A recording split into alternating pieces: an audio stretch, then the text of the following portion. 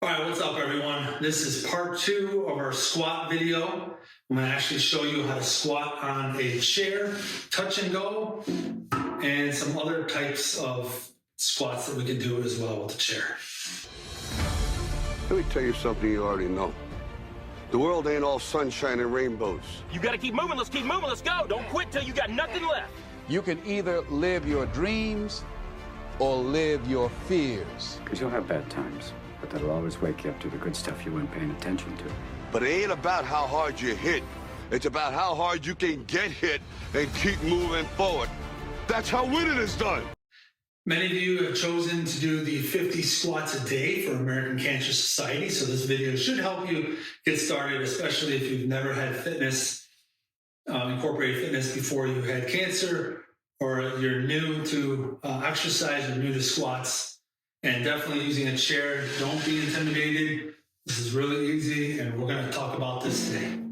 So first, get yourself a sturdy chair, preferably without a pad. If it is padded, make sure that it's just not really thick and soft, where you're gonna like kind of sink into the chair, that it still offers some support. You wanna lean this chair against something. If you don't have carpet on the floor, if you have carpet, pretty much bring that kitchen chair over to that area, and that'll stabilize the chair a little bit. If not, lean the chair against the wall or something so it's not going to slide out from underneath you if you happen to have some hardwood floors on the ground. When you do the squats, you definitely want good shoes. Running sneakers, preferably not. They're meant to go straight. You definitely want some regular sneakers, cross trainers, any kind of sneaker that offers some stability. You can also have a sneaker that has a little bit of a heel lift too, in case you have a little trouble with ankle mobility and getting deep down into the squat. We're going to try a modified version on the chair first. And what you can do is, if the chair is too low, you can simply put another pad on the chair to raise it up. And then as you work down so many days into the squats, you can start to get a little bit lower and lower. And eventually, you might even be able to do these in your bathroom with a toilet seat covered down, because the toilets, as you know, they really sit low. So maybe start with a chair or a little bit of a pad on the chair. You work your way over to the toilet seat where you can really squat down, and then you can work your way without anything. You can squat up and down without any kind of chair or support. Really got to make sure, though, that our form is good and ready before we get into that. I'm going to show you the squat and show you that it's really important to bend at the waist, but don't round your back. We're going to throw up a picture. You want 3 points of contact: lower spine, scapula, back of the head, and keep that straight as you bend your waist down, okay? And you want to break at the hips, which means your hips bend first on the squat, butt back, almost back on your heels, and then your knees bent, okay? What happens is, if you bend your knees first and you try to squat upright, which most people think you have to squat upright, if not you hurt your back, which isn't true. But if you squat upright and you bend at your knees first, your knees are going to travel in front of your toes. It's going to feel awkward, maybe uncomfortable, especially if you have knee issues. As you guys review this video, I want you guys to make sure that you follow up with your doctor with any kind of new workout regimen or any kind of routine too. If you don't break the hips first, you break at the knees and you keep your upper back straight, upright. See what happens? Your knee travel is traveling in front of your toes, which again, like I said, for this purpose of this video, we're not really working on our quads. We're going to work on our hamstring and glutes with proper squats formation. So when you get ready into your squat, your hands can be out in front of you, and you're going to push your butt back, break at the hips, and then your knees. And you're going to look down, but you're going to bring your head back and tuck your chin in. And the whole time going down, you're going to look at an angle straight. And you can bend that upper body down. That's good dynamics to get really into a good stretch. Again, not upright.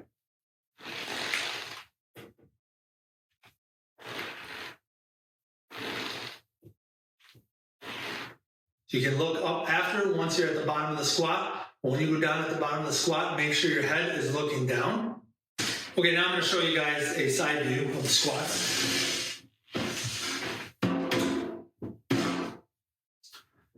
So again, you're going to try to go back on your heels. You can use that as a cue. But you definitely want to push mid-foot, which means power through all points of your foot all the way down when you squat up. You also want to grapple the ground with your toes. So if you have to use the cue to really fall on your heels more, so you can really push your butt back and engage your hamstrings, use the cue. If you feel like you're falling back too much, then maybe not use that cue. Make sure you're grappling down the ground with your toes.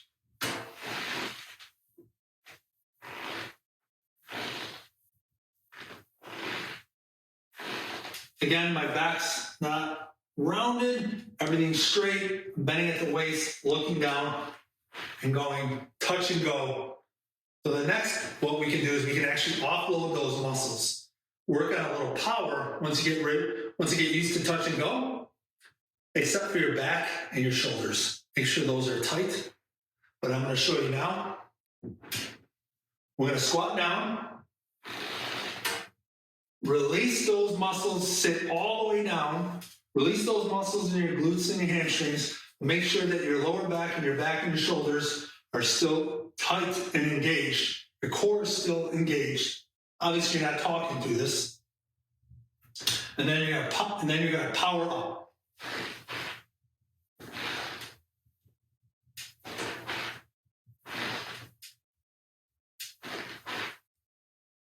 What you want to do is you want to push up drive with your pelvis, okay, your hips. You want to drive with this when you squat up. But you got to make sure you follow your upper back and your shoulders. If not, you cave down.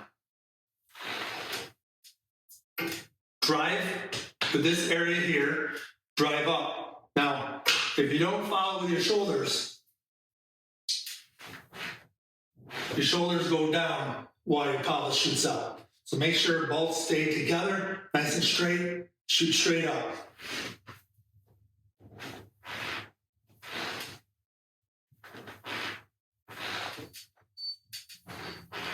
And that's offloading. Eventually, you can do these lower and lower. Like I said, even maybe a toilet seat would probably be good. We're talking about functional mobility here, so getting in and out of a chair, comfortably getting in and out of the toilet without really trying to use your upper body or pulling on a bar that's on a wall, trying to get yourself up. The next movement, if you want, you can use a kettlebell in front of you or a dumbbell, or even if you got plates, you can use a 10-pound bumper plate. Or the old trusty grocery bag, put some weight in there, some cans of food or a jug. Make sure it's like 8 to 10 pounds. All right, guys, that wraps up the body squat video. Good luck to you on those 50 squats a day, if that's what you're doing, or if you're just trying to get some functional fitness. And stay tuned for more future videos. Make sure you click on like and subscribe on our YouTube and notification bell to get notified of future videos. All right, stay strong out there, guys. From the Cancer Sucks Studios, that is a wrap. Check us out in future episodes of our podcast and be sure to subscribe. But before we go, just want to give a shout out to all the admirable and devoted caregivers out there. Until next time, stay strong. We got this. Because every once in a while, the lion has to show the jackals